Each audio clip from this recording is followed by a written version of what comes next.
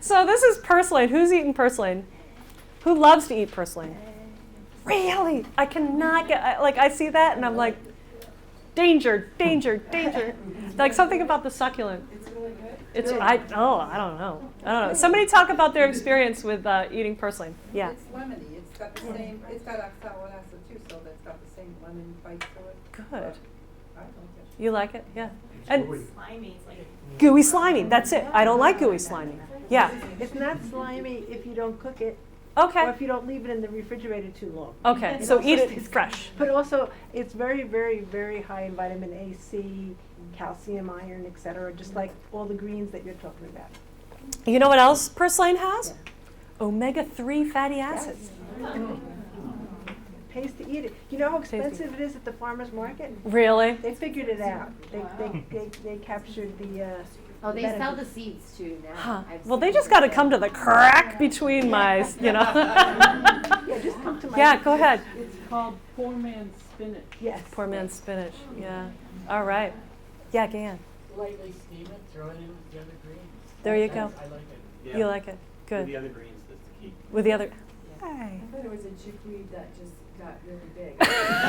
I know. It has the same kind of- Right. Like, how did- it's just old chickweed, so It's it's purslane. purslane. Yeah. Yeah. Yeah. Put a damper on things. I'm just thinking, a lot of these plants then, they're aggressive, and although we don't normally cultivate them, right? Mm-hmm. But are any of them on the invasive species list? Of this list, no, not for Connecticut. And I do have the invasive species list link on the last page for resources. So I would say there's a lot of things don't cultivate, but there's a lot of invasives that are invasive because somebody brought them over because they thought they would be a good idea, you know? Or the natural? Yeah. So I think if you're going to prioritize eating, you should prioritize eating, Japanese knotweed and your noxious weeds. Japanese knotweed is actually early in the spring. You can eat that. You can eat that. Mhm. Yeah. Garlic mustard, similar. Yep. Now, some people, because garlic mustard is wild, some people have trouble with garlic mustard. So you want to do a really small sampling of that before you eat a lot of it. But a lot of people, like it. So, but your mileage may vary. With all of these, your mileage may vary. So be careful. Taste a little bit, see if you like it, see how your body feels before you throw a bunch into a big pot for 12 people to eat. Yeah. All right. Staghorn sumac. So I was wandering around in the shopping area, and there's a place called White Pine Community Farm. It's down in the middle. And they have a bunch of things like dandelion and a couple of others in bags for sale. So they let me have one of these, these are the berries, right, of the staghorn sumac. Now, when people hear sumac, the first thing they go is, how do I know if it's not poisonous? The poisonous ones have white berries. This is a red berry. This is not a white berry. Don't eat the white berries. Eat the red berries. And the number of leaves is different. Yeah. But the part that's edible with the staghorn sumac is going to be the berry. So, don't eat the white berries, eat the red berries. All right. Is this the same sumac that's a seasoning? Yes. Yes. So it's got that sweet, tangy. Sweet, tangy. Yeah. Uh-huh. Yeah. Buy it. It's in I know. It's in your yard. I know. It's crazy. It's crazy. And it's expensive. And it's expensive. And you know Zahatar, I can't pronounce it, Zatar, which is this really fantastic rub for foods. You can get recipes for it and just get the sumac and add in the oregano and a little bit of salt and this and that. And you've got something fresher, more potent, and wilder. You eat the whole thing? So this, you wouldn't eat the whole thing, and this is kind of dried out, so you'd break apart the berries. So, I remember in Girl Scout Yeah. in the 70s, Girl Scout leader had us pick it, and we Yep.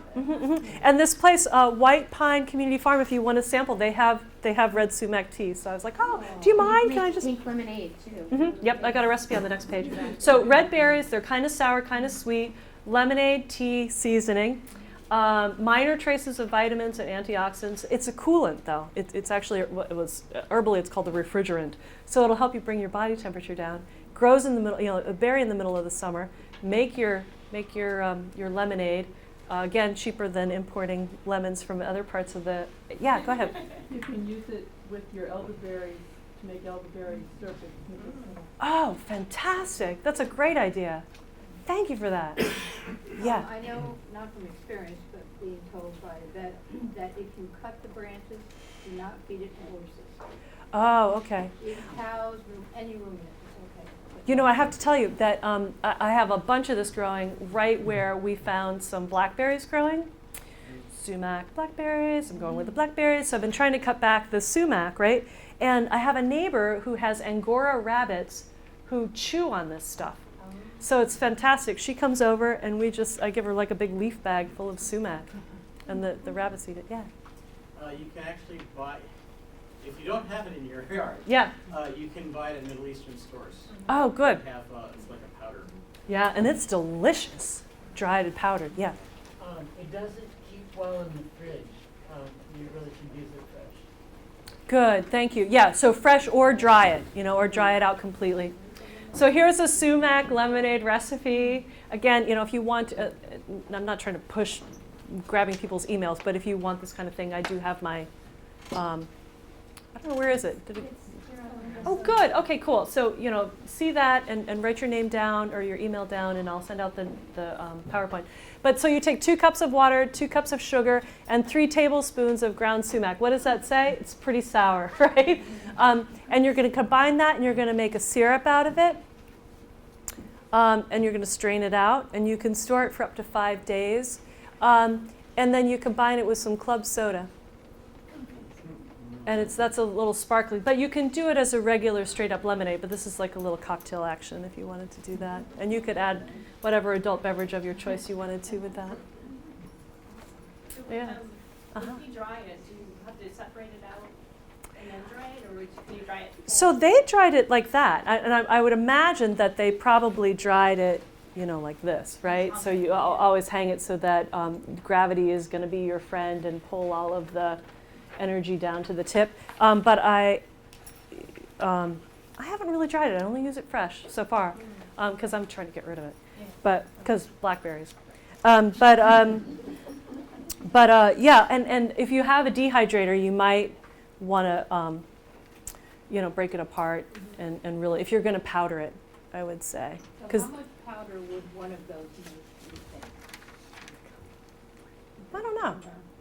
That's a good experiment for the summer for you, isn't it? Okay, report back. Good.